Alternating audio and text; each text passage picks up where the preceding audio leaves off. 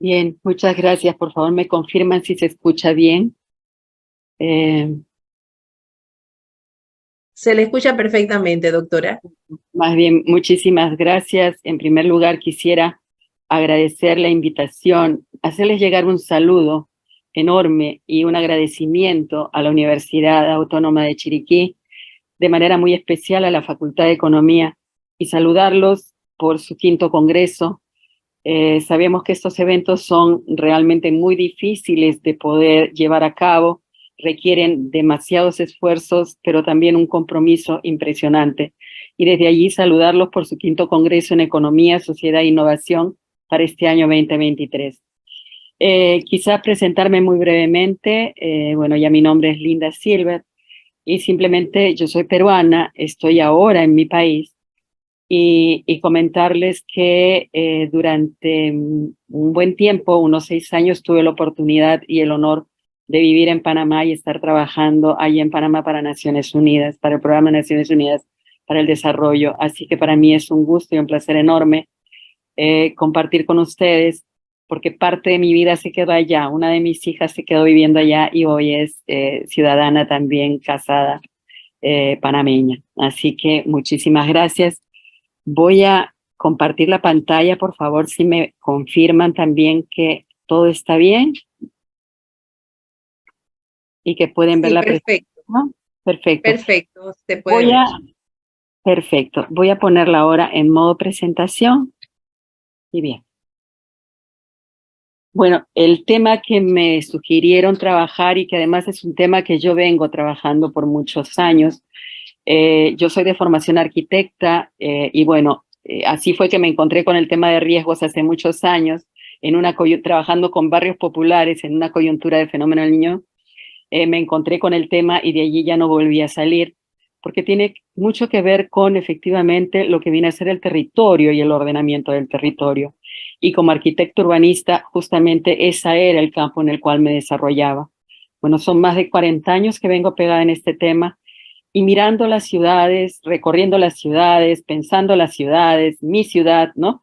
Y ver cómo el desafío de que sea resiliente cuando tenemos tan altas condiciones de riesgo, ¿no? Y entonces quiero empezar con ello, justamente la presentación.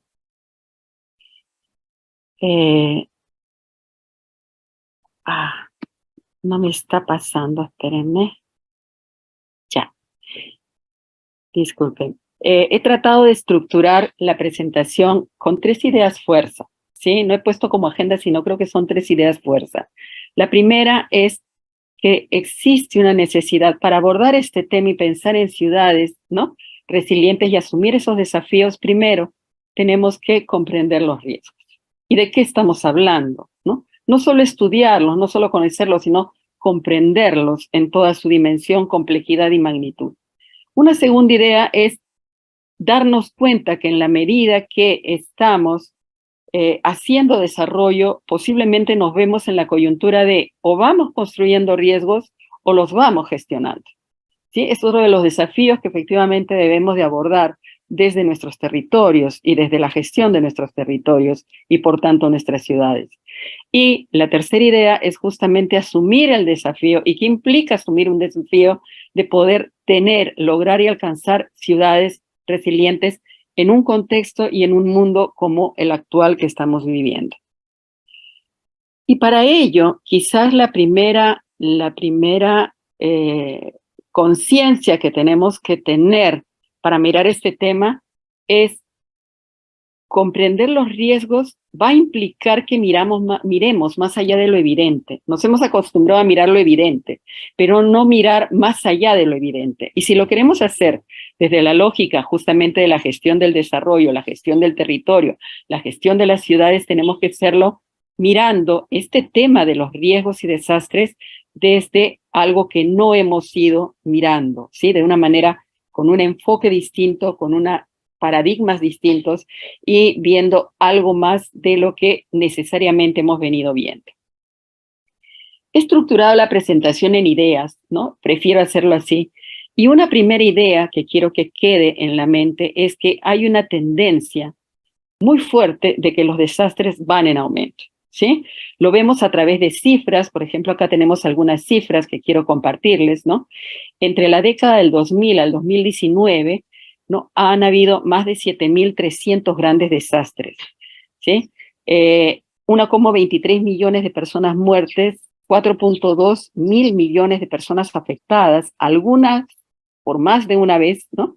Y un promedio de 3 billones en pérdidas aproximadamente. Si eso lo contrastamos con lo que pasaba el siglo pasado, entre la década de 1980 a 1999, vemos como muchas de estas cifras se han acaso duplicado, ¿sí? O se han mantenido en incremento, ¿no? Por ejemplo, tenemos que el número de eventos se ha incrementado, ¿no? En el último periodo, o se mantiene el tema de los millones de personas afectadas y de las pérdidas económicas producidas por estos eventos. En las Américas tenemos este gráfico de la izquierda, que en los últimos 20 años también se produjo, por ejemplo, el doble de inundaciones, ¿sí? De más de 1.300 inundaciones a 3.200 inundaciones, ¿no? Mientras que en los países que se ven afectados por tormentas tropicales y ciclones, también aumentó este número de cifras, ¿no? Aumentaron las cifras. Las inundaciones y las tormentas han sido los eventos que de manera más recurrente se han venido produciendo, ¿sí?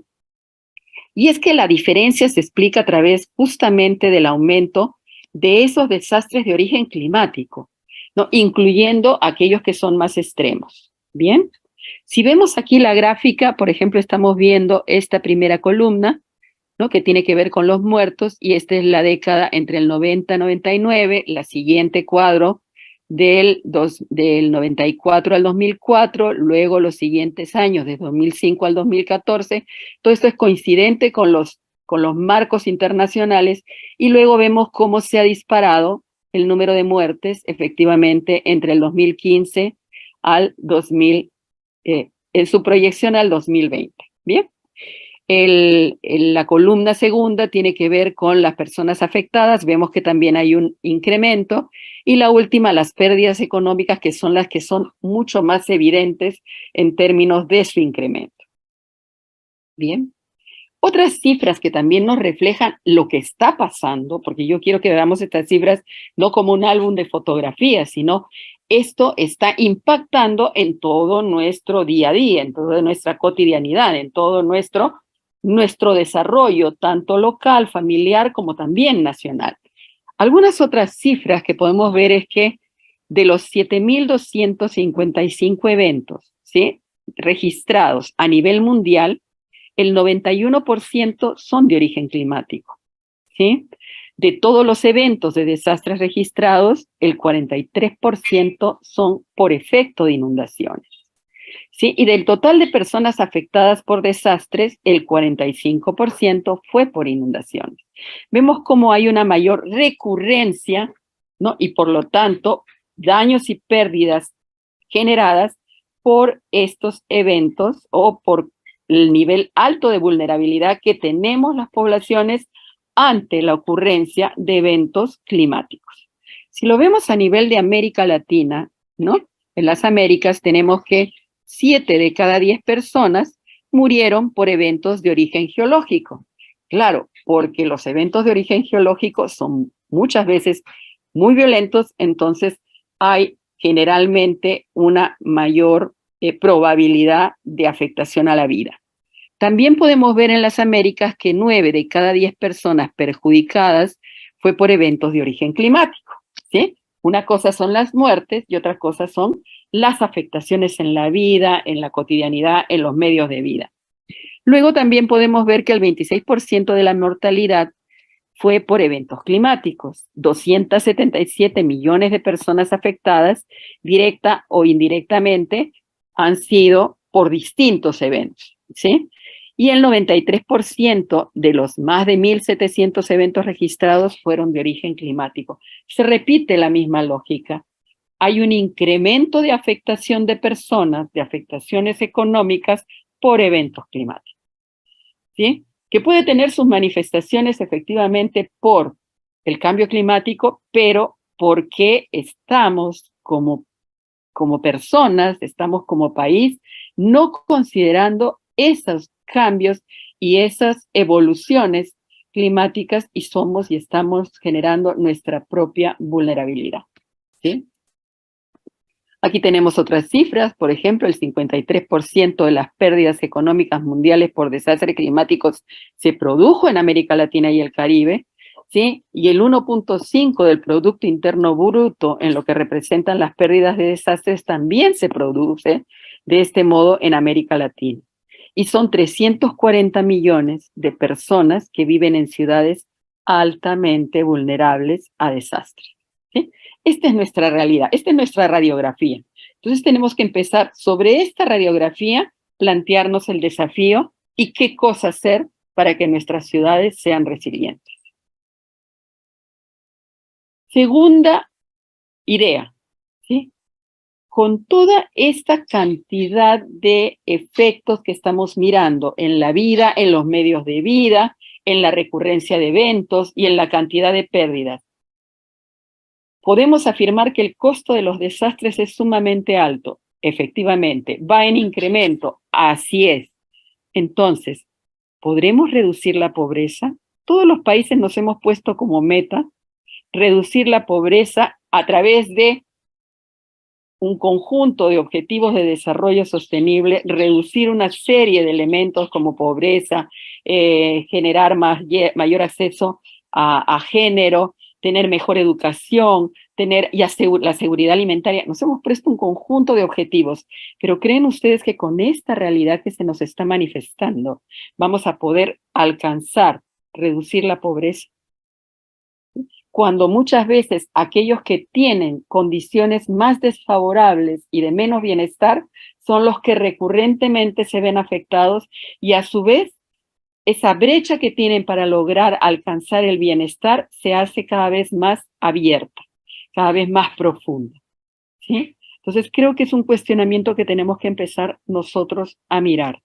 ¿Que será posible poder alcanzar esos objetivos en las condiciones que nos habíamos propuesto si es que no abordamos efectivamente cómo controlamos y buscamos soluciones a esta realidad? La tercera idea. Los desastres y sus efectos impactan definitivamente en el desarrollo. Eso es cierto, ya lo estamos viendo, lo hemos visto con las pérdidas que hay, ¿no? Y obviamente con la pregunta, ¿vamos a poder cumplir con las metas que hemos puesto en la Agenda 2030? Nos viene el interrogante, porque si yo tengo esa cantidad de efectos y de pérdidas que afecta a la vida de la gente, pues no voy a poder poner fin a la pobreza, no voy a poder decir hambre cero, no voy a poder propiciar salud y bienestar, no voy a poder dar educación con calidad, no voy a poder tener agua limpia. O sea, podría mirar cada uno de los objetivos y voy a empezar a hacer una nueva mirada de qué tengo que hacer. Si bien es cierto, esto es real, los desastres impactan en el desarrollo, pero eso es parte de la historia, eso es parte del cuento, ¿sí? Porque lo que nos ha faltado mirar es la otra cara de esta consecuencia, porque los desastres impactan en el desarrollo porque es una consecuencia, ¿sí? Porque ¿qué nos ha faltado mirar? Y voy al gráfico de la derecha, ¿sí? Lo que nos ha faltado mirar es que justamente en la medida que hacemos desarrollo, ¿sí? Vamos configurando condiciones de riesgo, que al no irlas transformando, modificando, cambiando, reduciendo o previniendo, se materializan, obviamente, en condiciones de desastre, se materializan en desastres, pero los riesgos están ya, ¿sí? Y estos desastres, a su vez, generan daños y pérdidas que impactan en el desarrollo. Y lo que es peor, cuando empezamos justamente luego de un desastre a reconstruir, a rehabilitar o a recuperar esas condiciones para que vuelva la gente a la normalidad, lo que hacemos es restaurar muchas veces esas condiciones que llevaron a que no hagamos mejor el desarrollo, se vuelven a generar condiciones de riesgo y por tanto se materializan posteriormente en desastre. Estamos en un círculo vicioso, ¿sí? Entonces, lo que tenemos que, en esta lógica, lo que tenemos que empezar a mirar es que los desastres son el efecto de unos riesgos que existen en el territorio y en nuestras ciudades, y que estos los hemos ido construyendo y generando a la par como hemos estado haciendo nuestro desarrollo, invirtiendo en el desarrollo, construyendo desarrollo. Y eso lo mencionó muy claramente en la presentación anterior el expositor que me antecedió. Bien. ¿Cuál es la cuarta idea? La cuarta idea es que, por favor, dejemos ya de pensar en esa lógica que los desastres son naturales. Los desastres no son naturales, ni por definición, ni por concepción. Los desastres son daños y pérdidas, y los daños y pérdidas hay daños y pérdidas, si se quiere, ambientales, ecológicas, pero son sociales. Son viviendas destruidas, son medios de vida afectados, son ecosistemas alterados. Esos son los desastres. No son naturales. ¿Bien?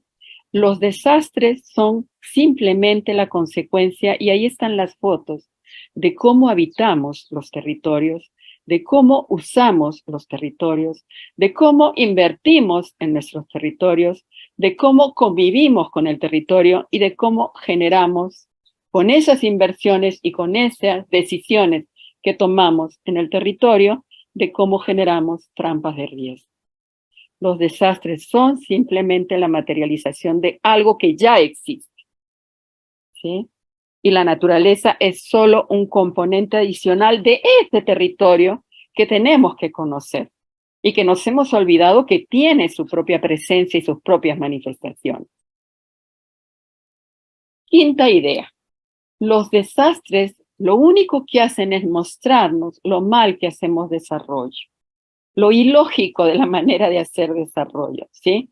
Esa mala forma de planificar nuestras ciudades, nuestras comunidades, nuestras inversiones, los asentamientos en zonas de riesgo, la carencia de adecuarnos a las condiciones del territorio, ¿sí? El no proyectarnos a cómo el territorio, una vez que hacemos una inversión, cambia de dinámica, cambia su dinámica económica, cambia su dinámica social, y esto genera a su vez un cambio y un impacto. Son producto de ese crecimiento rápido, descontrolado y desordenado de las ciudades, acompañado también por procesos de traslación, de migración y de urbanización, también en manos de sectores privados y de inversiones privadas, ¿sí?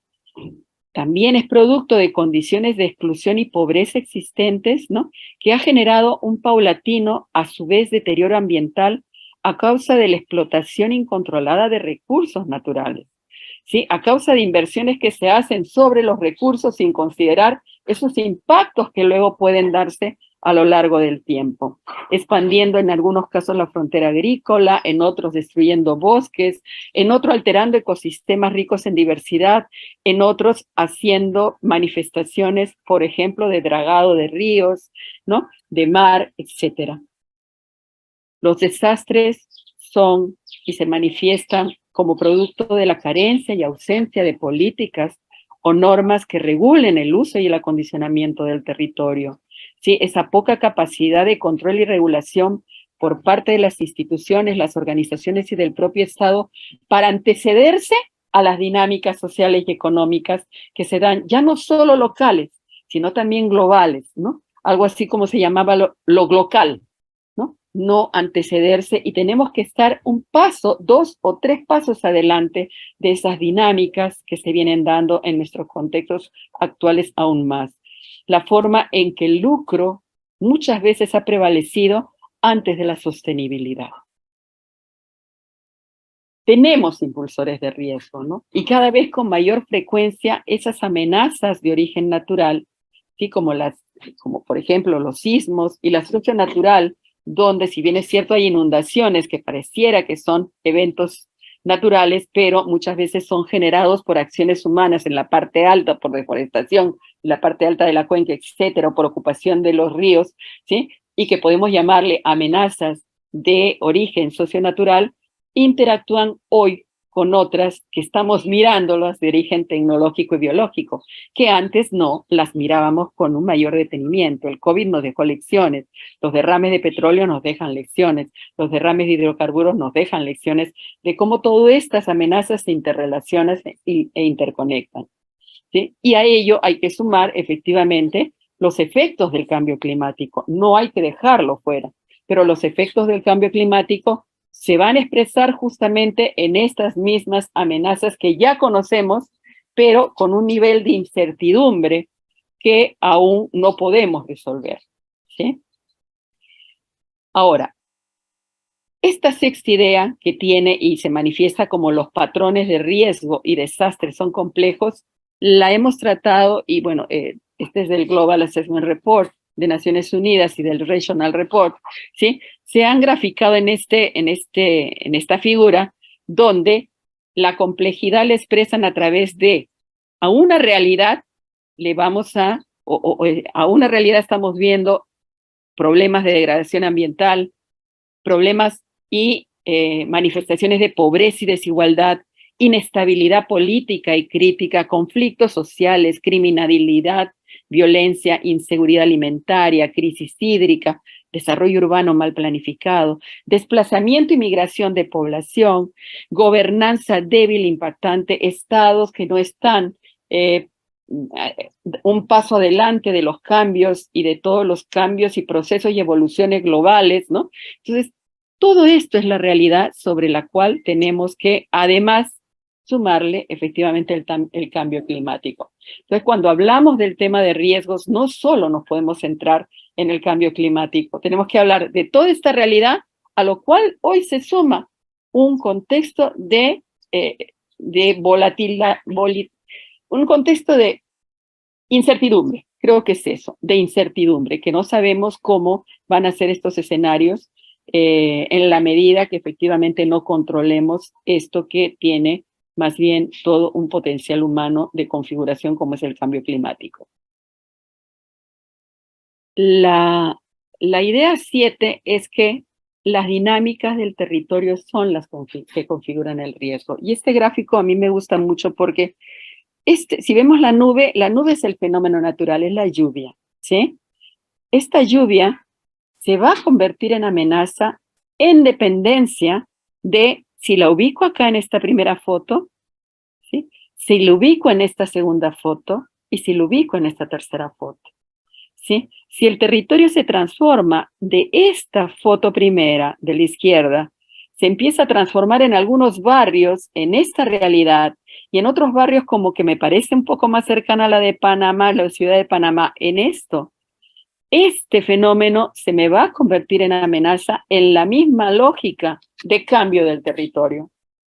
Si es que yo no considero en este territorio que hay incidencia de lluvias, ¿no? Si yo no considero ello.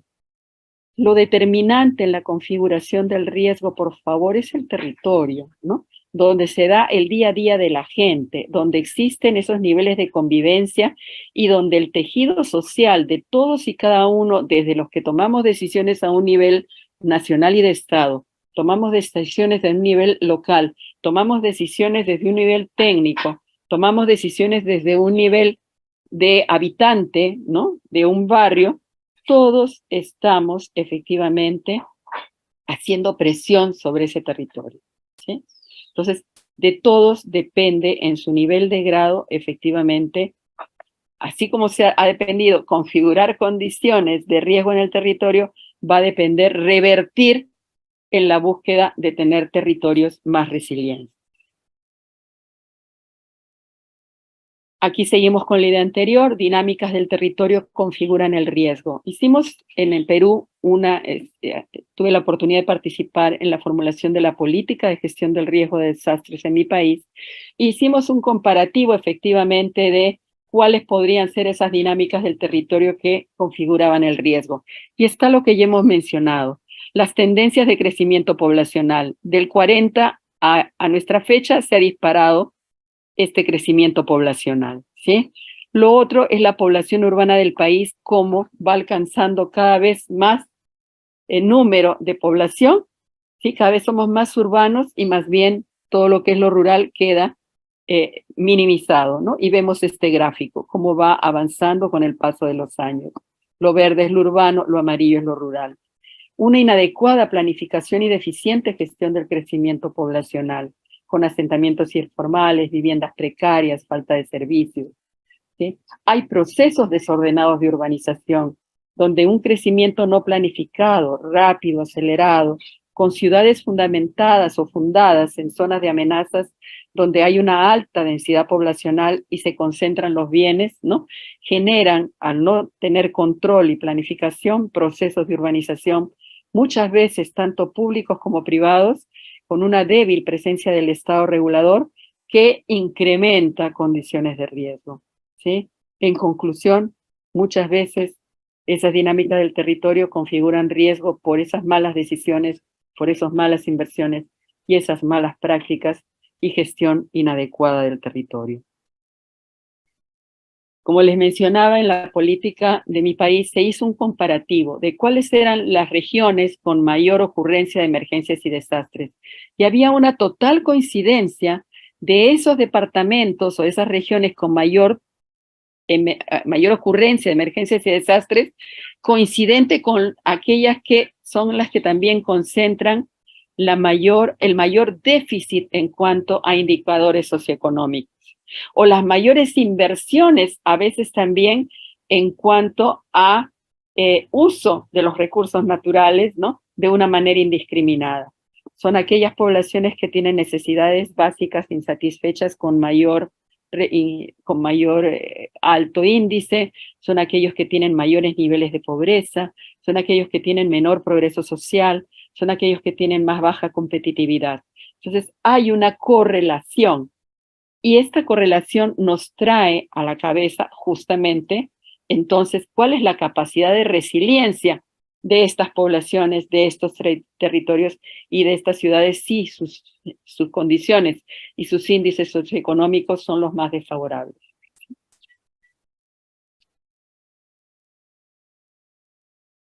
Aquí hay una gráfica, y esto me pasó, estuve en Bolivia, eso fue en el año como 2000, 2002, donde esta es La Paz, Bolivia, y estas eran las inversiones que habían en un territorio en La Paz, ¿no? ¿Qué pasó? En esta zona llovió, nevó, y de un momento a otro, 2 horas de sol, de calor, de lluvia, hubo un deslizamiento. Luego de ese deslizamiento, esto fue lo que quedó. Aquí vemos, podríamos decir, desarrollo, progreso, desarrollo, inversiones privadas, públicas, ocupación de terrenos también, ¿no? Pero vemos toda una dinámica de inversiones, de crecimiento, de desarrollo. Unas cuantas horas sin considerar lo que podía pasar en este territorio, sin considerar la convivencia de lo que hay que invertir en el territorio, se convirtió en esta foto de aquí, ¿sí? Entonces la pregunta aquí es, ¿esto es inversión o es gasto? Y eso es lo que nos pasa. No hacemos un análisis de costo-beneficio y de inversión y de gasto, mirando el territorio que vamos a ocupar y cómo las inversiones tienen que ser coherentes con esas características del territorio. Porque ocurren desastres donde existen condiciones de riesgo. Y estas condiciones de riesgo las hemos construido, ¿sí? Porque no es que nunca haya llovido allí, no es que nunca haya nevado allá, siempre fue parte de la característica natural del territorio. Esas condiciones se construyen a la par de la historia de las comunidades, a la par de la historia de las ciudades, a la par de cómo se hace desarrollo y a la par de cómo venimos promoviendo e impulsando ese desarrollo futuro, ese desarrollo social, ese desarrollo económico, sin proyectarnos a cuáles y de qué manera estamos impactando de una mejor manera en la sostenibilidad que esperamos. Ha sido mucho más fácil culpar a la naturaleza y no vincular los desastres con el desarrollo, ¿sí? Y eso lo seguimos haciendo lamentablemente. Las tendencias crecientes nos llevan al riesgo urbano. Latinoamérica enfrenta un crecimiento totalmente urbano, ¿no? La región ha sufrido un rápido crecimiento de la población. Hemos pasado de 1950, cuando había un 40% aproximadamente de población urbana, a un 2011, un año 2011, donde casi el 80% de la población es urbana, y se espera que para el 2050 más del 85% de la población va a ser urbana. ¿Sí? Vemos aquí una gráfica que implica, hay unas barritas rojas, vemos en el 1950 a nivel mundial, esas barritas rojas eran poblaciones o ciudades que empezaban a crecer urbanamente, ¿sí? Vemos aquí en el año 2000 cómo se ha incrementado y este es en el año 2015, cómo cada vez a nivel global somos cada vez más urbanos. y por tanto cada vez esa manifestación de riesgo urbano se hace más evidente. Acá también esto mismo, ¿no? América Latina es la región más urbanizada del mundo. El 80,7% de la población total de la región vive en ciudades. Un tercio, y de eso, un tercio del crecimiento urbano es planificado, solamente un tercio. ¿Y acaso en los países que tienen mejores condiciones institucionales o de planificación o mayor cultura de planificación? ¿Sí? En América Latina, 2 de cada 10 habitantes urbanos viven en barrios marginales. En nuestro caso son 7 de 10 o 6 de 10, en el caso de Perú. ¿Sí? Vamos a continuar. Décima idea, el cambio climático sí genera efectos en las ciudades, ¿no? Pero el riesgo de desastres vinculado a los efectos causados por el cambio climático simplemente es el nuevo rostro de las ciudades, ¿sí? Es esa característica de incertidumbre que le estamos acotando a lo que ya vivimos y es recurrente y no nos hemos dado cuenta de dónde está el problema, ¿sí? Y a medida que avancen esas manifestaciones del cambio climático, los desafíos para la gestión del desarrollo urbano sostenible van a ser mucho mayores, si es que no nos damos cuenta efectivamente de dónde ubicamos los problemas. Los riesgos se construyen, los riesgos se configuran, ¿sí? Los riesgos no aparecen de la nada, los riesgos no ocurren porque la naturaleza puso una cuota de su habitualidad, una cuota de su variabilidad, una cuota de sus cambios, ¿sí? El crecimiento urbano descontrolado, vulnerable, la ocupación de áreas propensas, la falta de control urbano, la pobreza y, perdón, voy a, me esperan un momentito que se me va a acabar la batería.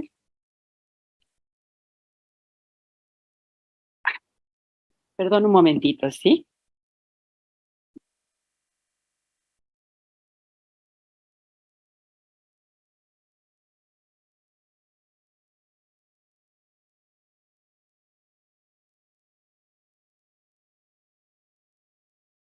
Ahora sí. Creo que ya tenemos. Y porque no se me vaya, ya, perdón, disculpa. Entonces, los riesgos se construyen, se configuran. Voy a cerrar esta idea. En las ciudades, los riesgos son cotidianos, ¿sí? Y a veces no nos damos cuenta, nos hemos acostumbrado a vivir así, ¿sí? Porque esos riesgos están estrechamente asociados a aquello que hacemos para satisfacer nuestras necesidades básicas, o aquello de lo que hacemos como gobierno para satisfacer y cerrar brechas, ¿sí? Pero progresivamente ese riesgo va mermando el nivel de bienestar de la gente y generando cada vez mayor vulnerabilidad.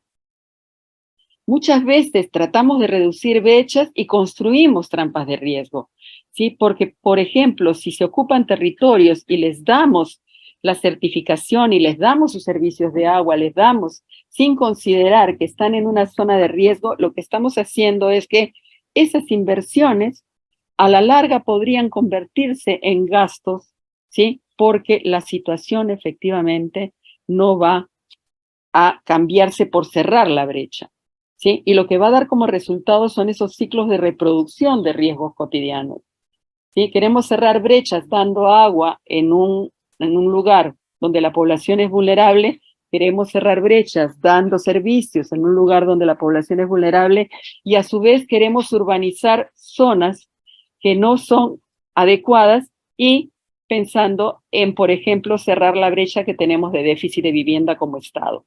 Y lo que hacemos es construir trampas de riesgo. Hay una errónea valorización del riesgo. Muchas veces invertimos en construirlos en vez de reducir y prevenirlos, ¿no?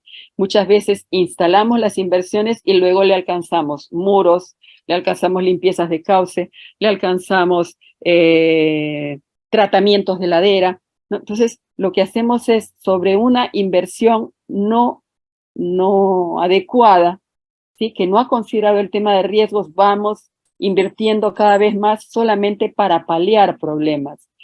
Problemas que ante una lluvia o ante algún evento climático o algún evento sísmico, lo que va a pasar es que lo que fue una inversión recurrente se va a convertir en un gasto.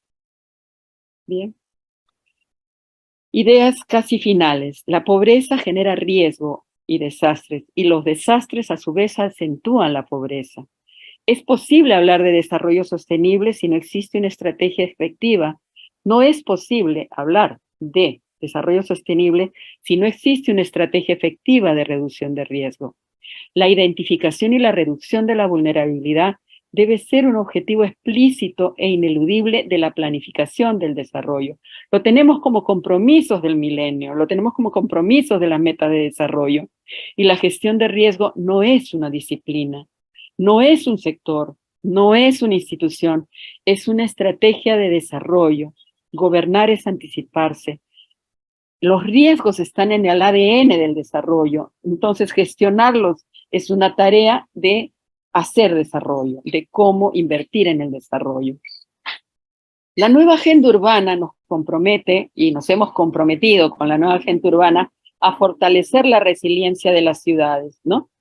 Mediante la planificación espacial, desarrollo de infraestructura con calidad, adopción de políticas y planes integrados que tengan en cuenta la edad, el género, enfoques basados en ecosistemas, etcétera, ¿sí?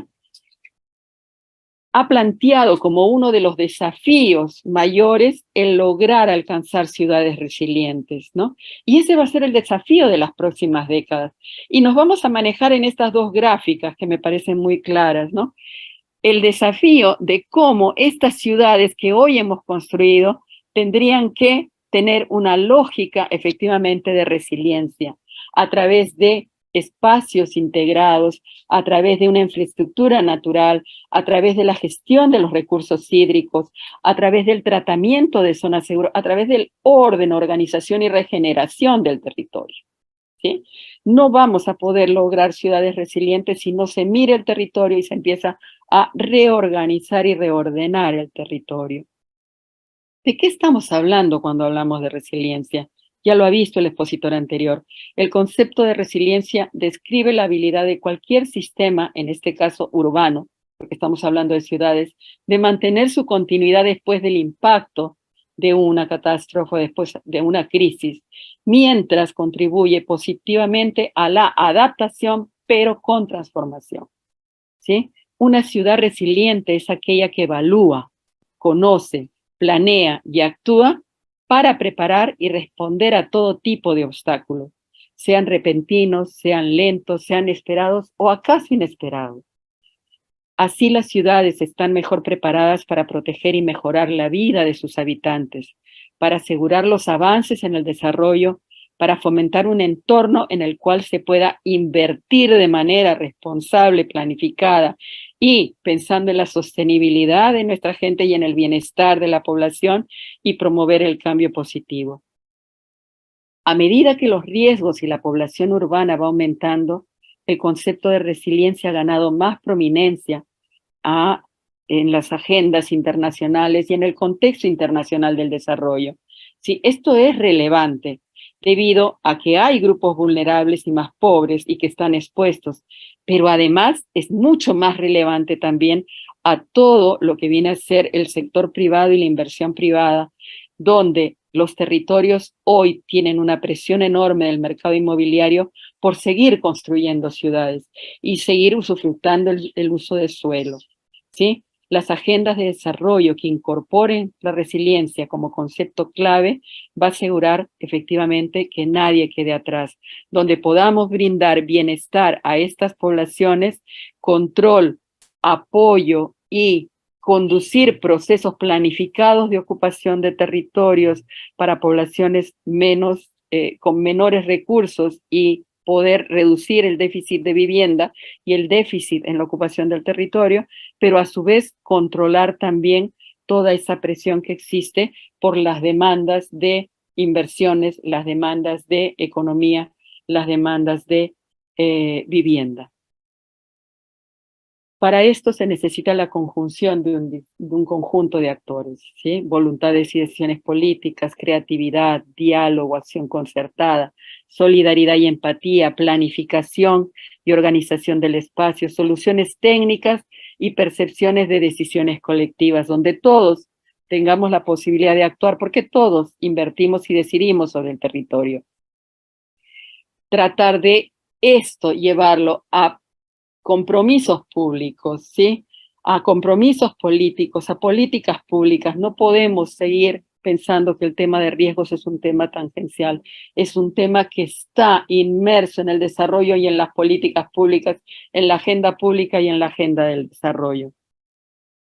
Buscando alternativas de adaptación, pero con transformación, donde partamos de comprender esos riesgos para que tomemos decisiones a nivel tanto de las entidades del Estado como del conjunto del sector privado, público y de la población, mejorando o conduciendo a la mejora de la ocupación y habilitación de los territorios, considerando los riesgos y la capacidad que tienen los territorios, donde a través de sistemas integrados de gestión y gobernanza se implemente articuladamente esta gestión del riesgo, inmersa en la gestión y la planificación del desarrollo, donde se fortalezca y asegure la incorporación de la gestión de riesgo en toda inversión pública y privada, con análisis de costo-beneficio, donde se asegure asistir a la población que se pueda ver afectada ante la ocurrencia de un desastre y donde se recupere aquellas poblaciones, territorios y sus medios de vida cuando se vean afectados, pero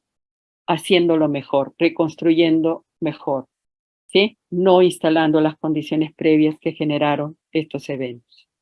Muchísimas gracias. Paso la palabra a los organizadores para que podamos conversar si es que hay tiempo para ello. Muchas gracias. Muchas gracias, Magister Linda Silver. Su ponencia se amarra muy fuertemente con las anteriores. Las primeras hablamos hoy en la mañana temprano sobre investigación en los estudiantes y realmente la investigación nos lleva también a resolver problemas. Luego abordamos la parte de logística, resiliencia, pero también abordando puntos de cuánto estamos preparados a los riesgos.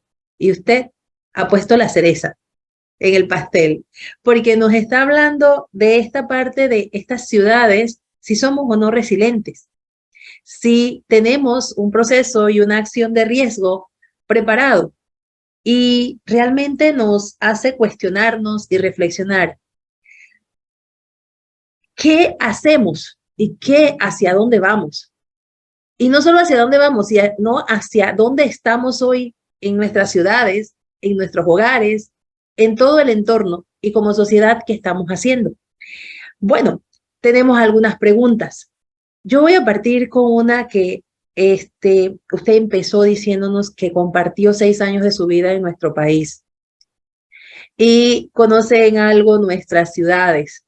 Y en ese tema de ciudades resilientes y gestión de riesgo, ¿qué tanto nuestro país, Panamá, no sé si recorrió todo nuestro territorio, pero qué tanto Panamá en su generalidad y lo que conoció está preparado para ser una ciudad resiliente o es una ciudad resiliente e igualmente con sus conocimientos y todo lo que ha hecho en colaboraciones con otras naciones? ¿Cómo nos ven eso de gestión de riesgo? Bien, quizás, gracias por la pregunta, sí, efectivamente, y creo que me va a ayudar mucho ubicarme cuando estuve yo en Panamá. Yo estuve en Panamá desde el año 2006 hasta el año 2010, 2011, ¿sí? Entonces, el Panamá que yo conocí ahora, cuando voy a visitar a mi hija, es otro Panamá, ¿sí? En estos casi 15 años ha cambiado muchísimo Panamá, ¿sí? Cuando yo vivía en Panamá, fui efectivamente a la oficina regional de Naciones Unidas, ¿no? Para ver los temas de la región. Entonces yo me movía mucho entre El Salvador y sus problemas de riesgos y desastres, Guatemala, República Dominicana, ¿no? En Nicaragua, ¿no? Y Panamá, de manera similar, incluso menos que Costa Rica, era un país beneficiado por, efectivamente, que no ocurrían mayormente eventos de emergencias y desastres, ¿sí? No, yo en Panamá trabajaba con SINAPROC en ese momento, ¿no? En toda la parte más bien de que pueda haber cursos de salvataje, o sea, era más acotado esa dimensión de lo que hoy ocurre en Panamá. Y ustedes son testigos de eso. O sea, los cambios que han habido en Panamá en los últimos años y que tienen que ver, por ejemplo, también con mayor presencia de habitantes foráneos, ¿no? Un lado, también mayores inversiones, crecimiento de las ciudades, ¿no?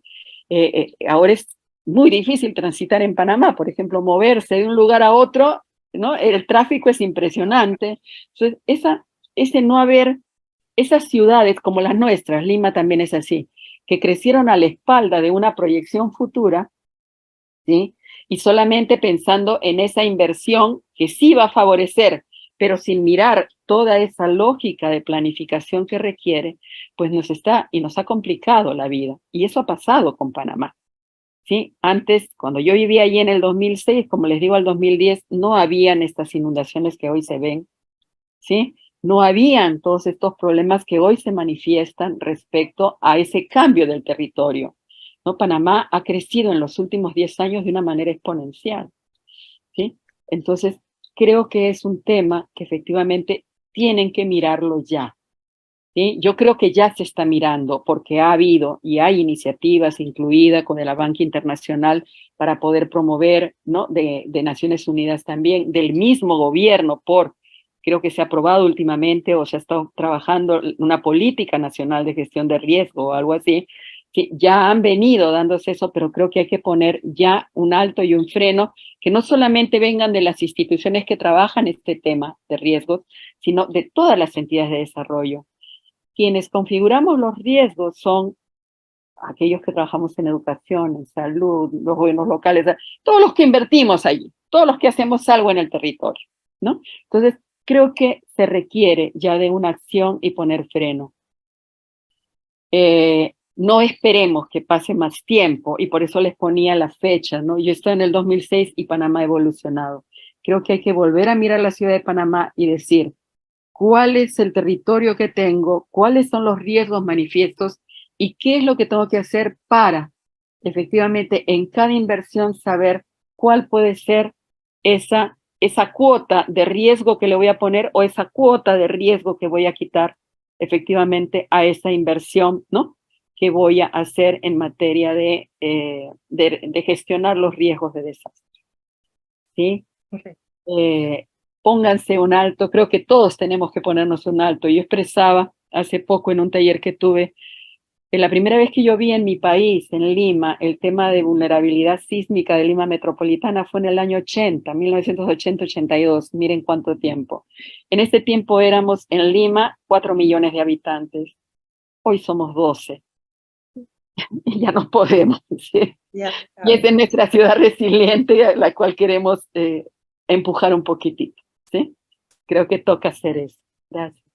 Ok, mira, aquí tenemos una pregunta que nos dice, ¿cómo prepararnos en las escuelas para la gestión de riesgo con los niños? Y yo sumaría a esto el hecho de que Panamá es, como usted bien dice, nos sentíamos muy protegidos y somos una sociedad más reactiva que proactiva. ¿Cómo podríamos nosotros abordar desde la academia también esta parte? Porque no solamente los niños, sino desde la academia. ¿Qué nos sugeriría? Bien, voy a empezar por la academia y voy a empezar por algo que el expositor anterior dijo. O sea, realmente Panamá tiene una importancia vital para toda la región y creo que eso hay que tomarlo en cuenta. Lo primero, ¿sí? Es algo similar como, por ejemplo, en el caso de Lima se ha ido configurando para el sur, ¿sí? Pero Panamá, para toda la región, es un caso importante, es una ciudad vital de conexión, de interconexión, de ingresos, de financiamiento, de inversiones, ¿no? Entonces, eso es el primer elemento. Y como tal, en la academia, en las universidades, este tema de conocer el territorio, comprender el tema de riesgos, tiene que estar inmerso en toda materia, no solamente en los ingenieros, no solamente en aquellos que pueden tener alguna, especialmente las ingenierías, ¿no? La geografía, que pueden tener alguna relación más con el tema de ecosistemas o las carreras ambientales, los economistas, los sociólogos, o sea, tiene que estar inmersa en toda la base de la lógica académica, porque en las universidades nos forman para desarrollar el país. Y desarrollar el país implica que conozcamos cuáles son las potencialidades de desarrollo, los límites del desarrollo y la posibilidad de sostenibilidad de ese desarrollo. Entonces, creo que es un tema que tiene que ponerse inmerso. Y desde ya, con esa misma, perdón, sí. No, siga, perdón. No, y desde ya, con esa misma lógica en las escuelas, ¿sí? Tenemos que empezar a ser más creativos en las escuelas cuando hablamos de este tema. Lamentablemente, lo que hacemos en las escuelas ocurre allí, ocurre aquí y en varios países, es que la misma lógica de abordar un tema desde la realidad, ¿no? Bueno, ocurren sismos, tsunamis, ocurren inundaciones, o sea, tengan miedo a la amenaza, tengan miedo al peligro, ¿no? Esa misma manera de cómo empezamos a analizar una realidad la llevamos a las escuelas. Y a las escuelas hay que llevarla de distinto modo. En las escuelas se tiene que enseñar lo que es el territorio, lo que son sus características, lo que son sus potencialidades y cómo convivir con el territorio.